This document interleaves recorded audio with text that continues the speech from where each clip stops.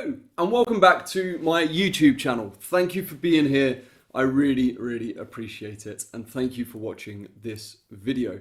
My name is Adam Berry. I'm known as the Gym Starter. It's there. I'm known as the Gym Starter, and I help busy women fit fitness into their lives using the Fitness Collective, which is my private members group for clients. Now today I want to talk to you about your metabolism. Metabolism is one of those topics that I think is wildly misunderstood by the general population, but it's also one of those topics that is perfectly understandable that it's wildly misunderstood, because it's taken me years to understand it myself. I've been a personal trainer for now 5 years, and I've only just got to grips with it myself. So why do people expect to understand what their metabolism is? Why do people think that their metabolism might be broken, or why do there's so many myths about metabolism? And all of these myths exist because one day some human being somewhere realized that people don't actually know what their metabolism is, what it's responsible for, how it works, and therefore we can exploit that. Therefore we can tell them loads of things about their metabolism to make them buy more stuff, and then we can basically pretend that we're fixing them, when in truth they're not. They're just manipulating the aspects of your metabolism, which we're going to go through right now. So your metabolism is broken down into 4 sections, as you can see here: your BMR, your NEAT, your TEF, and your EAT. Very confusing words. We're going to get to them all. Don't you worry about that. So let's start from the top. What is your metabolism? Your metabolism is basically the word we give to all of the chemical reactions that happen inside your body to allow you to burn calories. That's it. It's kind of the term we give the machine in your body that burns the calories you eat. Now, when you eat an item of food, you eat energy, and energy is measured in calories, and those calories then get metabolized by the body. They get used or thrown out by the body, and that used or thrown out is your metabolism. See, even I get confused. Is your metabolism at work. And that's all you have to remember. In truth, that's it. Now, the metabolism is made up of these 4 things: your BMR, your NEAT, your TEF, and your EAT. Try not to think of that as EAT, and I'll get to that later. 70% of your metabolism is made up by your BMR, which stands for basal metabolic rate. That basically means, I'm going to keep this as simple as I can, because you know what? I'm called the Gym Starter I'm called the Gym Starter for a reason. I'm not here to confuse you with lots of long words or make you think that I'm particularly intelligent, because I'm not. I'm here to just keep it simple. BMR, your basal metabolic rate. Now, that just sounds like a whole bunch of words. I know what it means, and to me it just sounds like a whole bunch of words. I'm not that clever. I'm not going to try and confuse you. I'm just going to say it how it is. So your BMR, your basal metabolic rate, means how many calories you burn by being you, your body. So the genetics you were given almost, and how many calories those genetics naturally burn. That's it. Your basal metabolic rate is 70%, as you can see, 70% of your metabolism. And that is a rather large portion. And the things that go into that would be things like your heartbeat, your breathing. Believe it or not, breathing burns calories. How many calories your body burns in order to maintain your muscle, and also how to maintain your fat. What else goes into it? Just everything. Your kidney function, your eye function, blinking. It's basically, if you did nothing else, think of it like this: if you did nothing else but to survive, how many calories your metabolism burns basically is your BMR figure. BMR gets thrown about a lot in weight loss as well, because it's generally the number we'll try and get people to eat their calories to if we're trying to get them to lose weight. That's that. So that's your basal metabolic rate, your base metabolic rate. That's without doing anything else. That's all the calories you will burn just by being you.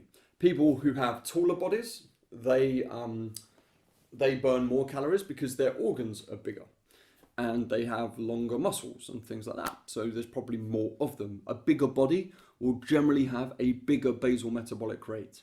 Although that then gets confusing the more overweight someone becomes, because fat doesn't burn as many calories at rest as muscle does. Then you have your NEAT, your non-exercise activity thermogenesis. Again, what a bunch of words. So your non-exercise activity thermogenesis basically is how many steps you do a day. Let's just put it nice and simple. It's all of the exercise you do that isn't your prescribed fitness regime inside a gym. Doing a circuit class, doing your cardio, going for a run. None of that counts towards your NEAT. All your NEAT is the fidgeting. You might see I talk with my hands a lot. All that counts as my NEAT. That's why I do it. And sometimes when I'm working on my laptop, you'll see my knee doing this. That's because I'm a fidget. And all of this fidgeting burns a lot of calories. And that is 15%. 15% of your metabolism. NEAT, if you're trying to lose weight, NEAT is the thing that you really need to target the most. And the reason for that is because it's the one part of your metabolism that you have the most control over. That 15%, you are solely responsible for. That's it. You can burn so many more calories within that 15% than you ever thought possible. And often if people aren't losing weight, they'll find that their NEAT isn't as high as 15%, it's a lot lower. And that's why they're unable to lose weight, because they're just not moving each day. You've probably heard the fact that, being stationary and doing stationary jobs, sitting behind desks, I can't think of the word right now, is bad for you, and it's going to make it harder for you to lose weight. And that is why, because you're not moving. So whether you, dance in the shower or do the house cleaning 3 times a day, I don't know why anyone would do that, by the way, or do the gardening. Go out, go do the gardening. All of that counts as exercise under your non-exercise activity thermogenesis. And thermogenesis is going to come up quite a lot in this video. And all that means is basically you're burning calories. Yeah, that'll do. For the sake of this, that'll do nicely. So next up, we have your TEF, your thermic effect of food. Now, this is probably one of the hardest parts of it to get your head around, I think, because we don't have great control over the way our body decides to use the energy we provide it. So the calories we give it, it decides for itself how to deal with it. And all of that comes under your TEF. So you've probably heard the myth that eating a stick of celery burns more calories than it gives you. So if you used to only eat celery, then you would lose a lot of weight. Don't do that. Please don't do that, because you can't physically survive just on celery alone. And there are, believe it or not, studies out there that have proved that. You can't eat enough celery to keep all of your organ function working properly. And that's why that fails miserably. So, yes, but you've probably heard that if you used to just eat celery, then you'd lose weight because you're burning more calories than you're getting from it. And that's due to your thermic effect of food. That's due to the fact that your body is using more nutrients out of that celery than energy that exists within that stick of celery. I hope you're with me. It's a little confusing, but it's okay. You know what? I'm going to move down here because I'm not very comfortable up there. I hope you don't mind. Right, let's just move the screen down a touch. There we go. That's better. Yes. So your TEF, how do we affect your TEF? Now, this is one of the reasons that coaches like me who work in the fat loss field, who try and get people to lose weight, this is one of the reasons we bang on about protein day in and day out. Eat your protein. How much protein? Well, I recommend 2 grams per kilogram of body weight every single day. Now, that is very hard to achieve. And that is very high. But the reason I give you such a high window is because if you come in under that, but you're working towards it, you're still going to be eating more protein than you were before. Now, protein isn't just there to give you big, strong muscles. I mean, not big and strong, big, strong muscles. It's there to help with this as well. Because protein has one of the highest thermic effects of food that we know in terms of macronutrients. So in terms of your macronutrients, protein is first, then it's carbohydrates, then it's fats, in terms of how many calories you burn trying to digest all of that food. And the more calories you burn trying to digest the food that you've eaten, that sounds like a win-win. This is why people who eat quite loosely and don't necessarily eat highly nutritious foods, this is why fat loss can take them a lot longer, because there's a load of other factors involved as well, but generally the thermic effect of that food is a lot smaller, and therefore they're basically just making life a little bit harder for themselves. So why are they doing that? Lots of other reasons that I'll get into another day, but all you need to remember is that protein has the highest thermic effect of food, and that's why we recommend you eat lots of protein. So do that, eat lots of protein. 2 grams per kilogram of body weight is what you want to aim for. Right, that's your thermic effect of food. Then your eat, believe it or not, is only 5% of the calories you burn each day. So what is eat? This is your exercise. I'm going to take these off because they're annoying me now. Eat is your exercise activity thermogenesis. Basically, that's all what you do in the gym. I'm just going to let that sink in for a bit. It's all what you do in the gym. Your exercise activity thermogenesis is only 5% of your calorie burn each day. That's not a lot. That's why those who spend hours and hours in the gym don't get great fat loss results if all they're doing is focusing on how many calories they're burning in the gym. You see, I often find a lot of people think they're burning a lot more calories in the gym than they actually are. And the reason for that is their activity tracker on their wrist. I've not got mine on today, but their activity tracker on their wrist tells them how many calories they're burning per workout, and they're wildly inaccurate. In fact, during aerobic exercise, so your cardios, your cycling, your elliptical, your rowing, your running, they can misread how many calories you're burning by up to 60%. That's no joke, up to 60%. And people even overestimate the calories they burn on the machines they're on as well. Because the machine you're on will tell you a little figure right in front of you. I'm sure you've done it. I'm sure you've been on a treadmill and seen, oh, calories burnt, 500, 600, 700. And it's just not true. It's not even close. It's not even close to close. For many reasons. But 9 times out of 10, these machines haven't even asked you your height, weight, everything else. And even if they do, it's still estimating. The only way you can know how many calories you've burnt from exercise is by putting on a heart strap, having a very good heart rate monitor attached to you, and trying to process it via heart rate readings. That's not something you can do in the gym. It's not something you can really do outside the gym unless you have scientific help. I mean, you can go into VO2 testing and stuff like that, but that's another story for another day. I'm not going down that tangent today. So yes, exercise is not a huge amount of calories that you burn every day, and it's not a huge part of your metabolism.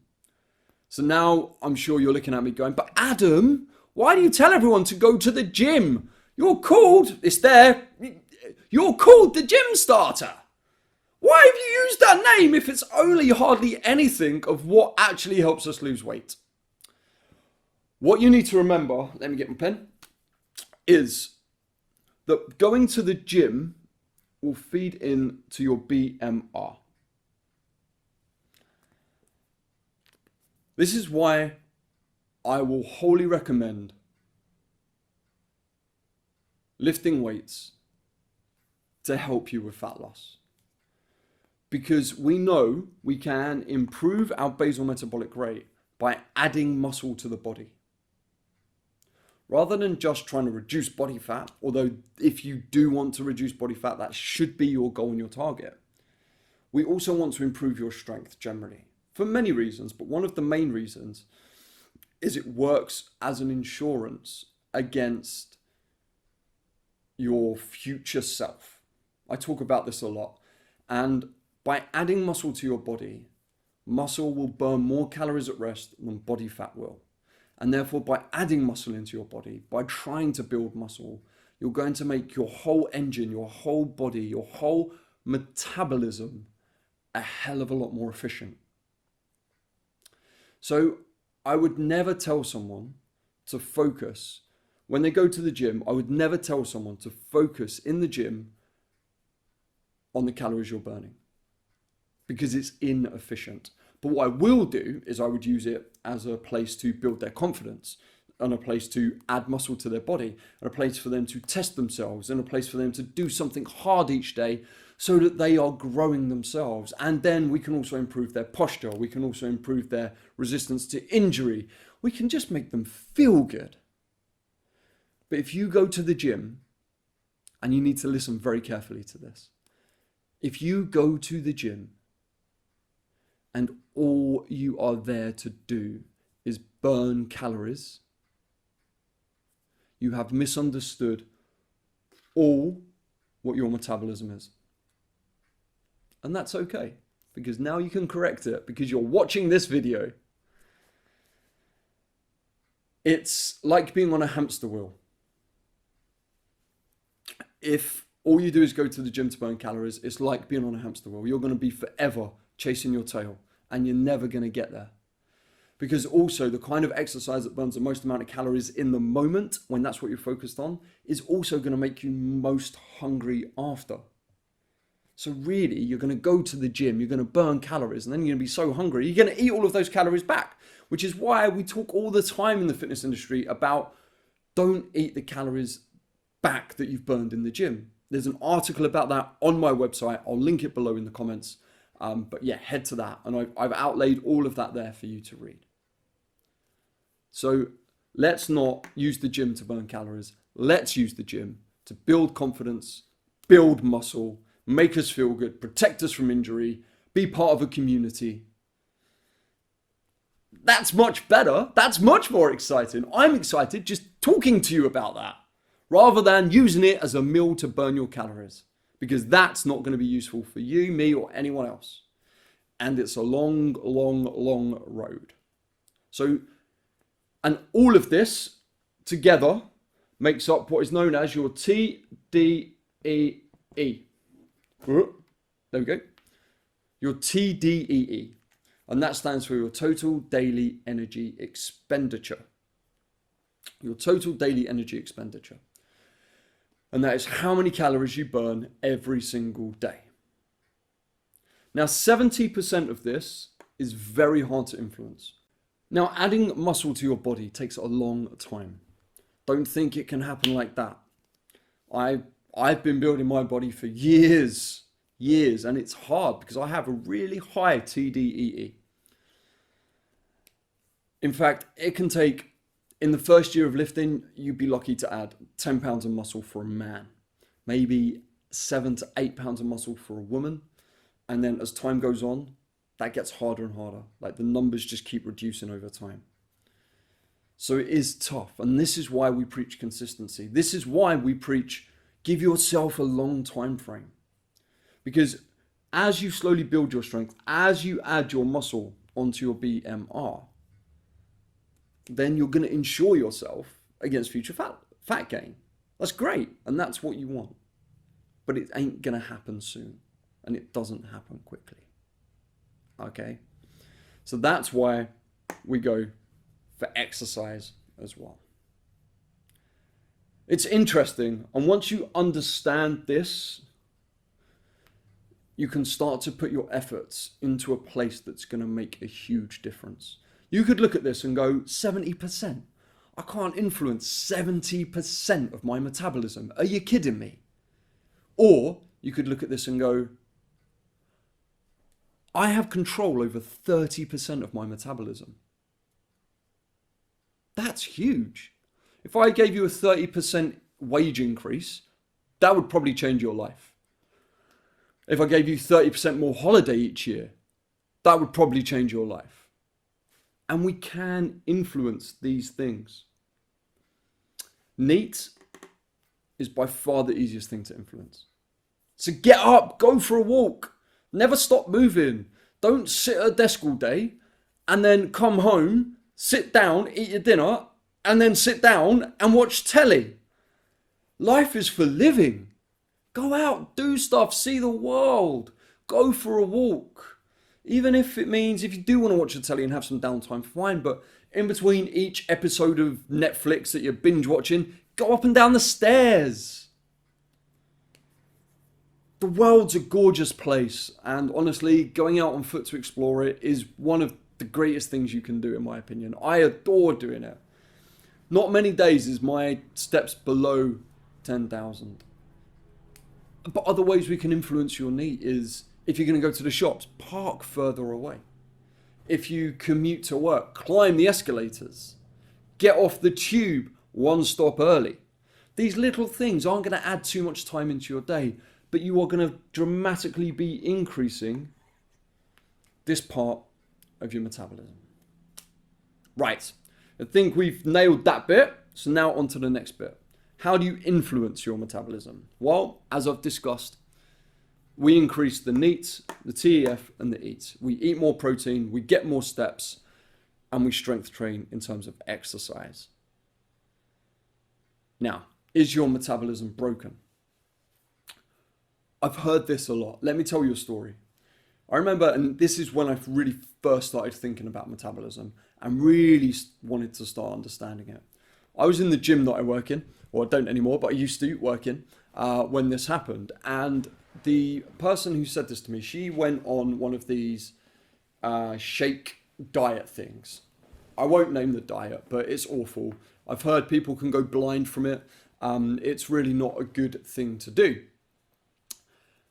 And she was getting very frustrated that she wasn't losing weight. And what she did is she blamed this diet for, her exact words were, it screwed up my metabolism.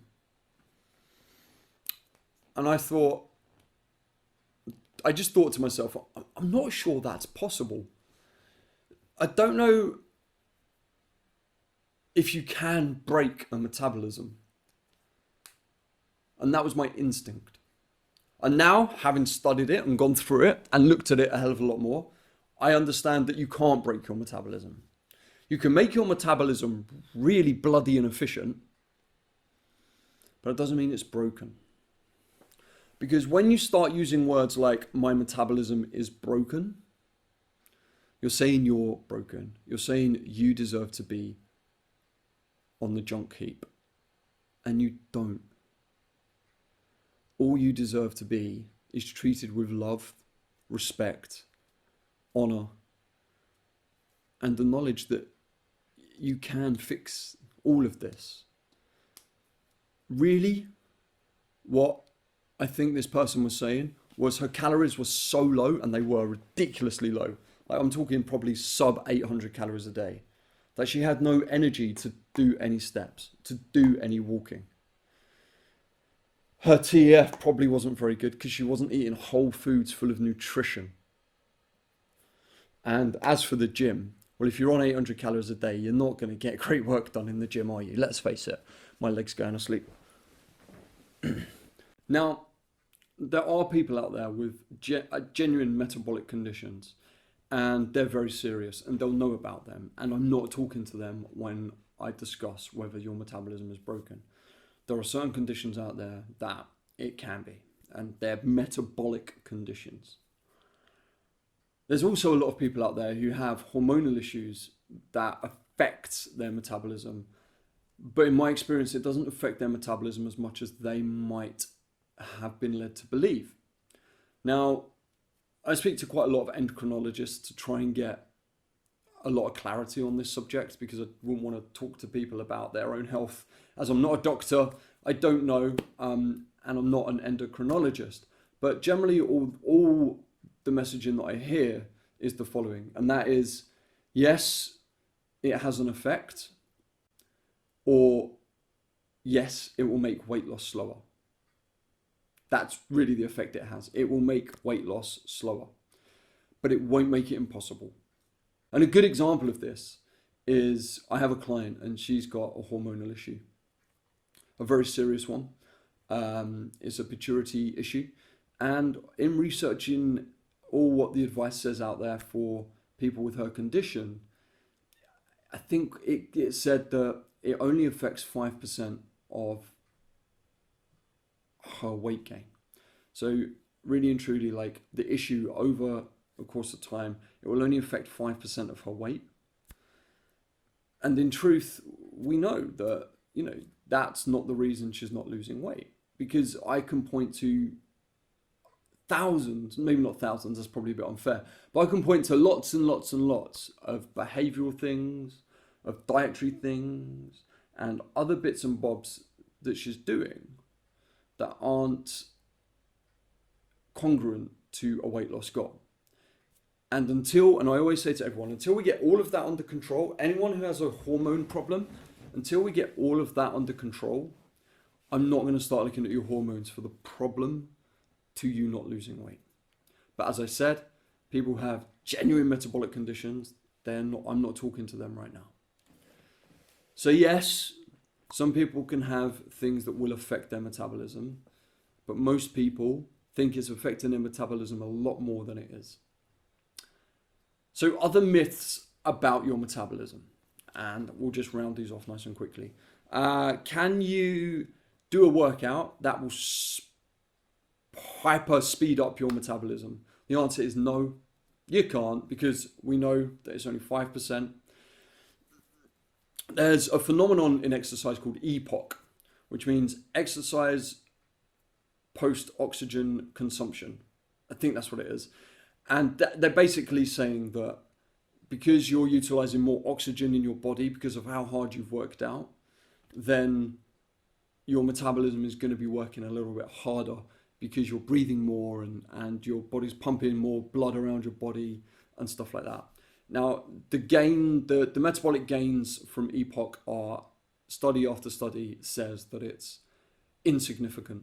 It's very minimal, and it's really not worth focusing on. So if you ever come across a workout or a trainer or a gym workout, whatever it might be, that says you can speed up your metabolism, kick your metabolism into hyperdrive, do this with your metabolism, Metcon, metabolic conditioning, all of it is marketing talk. All of it is just, they know that you don't understand this, but luckily you do now, and they're trying to exploit and make it seem like they know something you don't. Either that, or they genuinely just don't know this either, and therefore they're just a little bit misguided. But that's okay, because that's why I create videos like this, to help everybody. What else? Can you speed up your metabolism with the food that you eat? Not really. Not really. We know that in terms of our thermic effect of food, and again, that's where all this comes from. In terms of your thermic effect of food, we know protein is much better to eat in terms of your thermics and you trying to burn more calories as you digest it. Other than that, there's things like, you've probably heard chili. Chili is great for your metabolism, and it's just because it makes you sweat a bit, and therefore it probably brings up your heart rate a little bit, and therefore you're going to burn a few more calories. Same with tea and coffee. The caffeine in it increases your heart rate, and therefore you burn a few more calories. What I would say is it's there, it exists, but it's not where you want to put your focus if you really want to start making your metabolism more efficient. If you want to start making your metabolism more efficient, you've got to improve your BMR over a long period of time, and you've got to really focus on your NEAT, and then you have to eat your protein. Okay? So I wouldn't worry too much about that. One interesting thing that is out there is water thermogenesis. So studies have found that if you drink cold water, then the body trying to bring that water up to temperature for your system burns quite a few calories, and that can speed up your metabolism. Quite interesting. The studies are out there. They've done them on overweight people, on children, and it generally seems that that can inspire your metabolism a little bit. But I think the reason I'm drawn to that personally is because it involves water, and being hydrated is just a good thing anyway. So I'm obviously looking at that through rose tinted glasses, and I think I'm going to obviously advise that to everybody. One, because now I can genuinely say drinking water will help your fat loss. But I can also genuinely say drinking water is just really good for you all round in terms of a fat loss journey. I'll tell you what, if you have any other myths about your metabolism that you want me to set the record straight on, then please put them in the comments below. I have written a massive article on your metabolism, which is available on thegymstarter.com. I will obviously put it in the comments below as well, not the comments, in the YouTube description thing, for you to have a read of, so you can go over anything that I've discussed in this, and you can also see a couple of the studies that I've cited in that article. My name's Adam Berry, I'm the Gym Starter. I run a group called the Fitness Collective, which is all about fitting fitness into your lives. I get people to understand all of this kind of stuff so they can start fitting fitness into their lives and really start losing the body fat that they want. Thank you for being here. Thank you for watching another video of mine. I thoroughly enjoy making these for you, and if you have any suggestions on videos that you want me to do, then please leave them in the comments below. Give the video a thumbs up, make sure you subscribe to the video, to the channel, and hopefully I'll see you again very, very soon. Peace, love, and protein. High fives and positive vibes. Bye!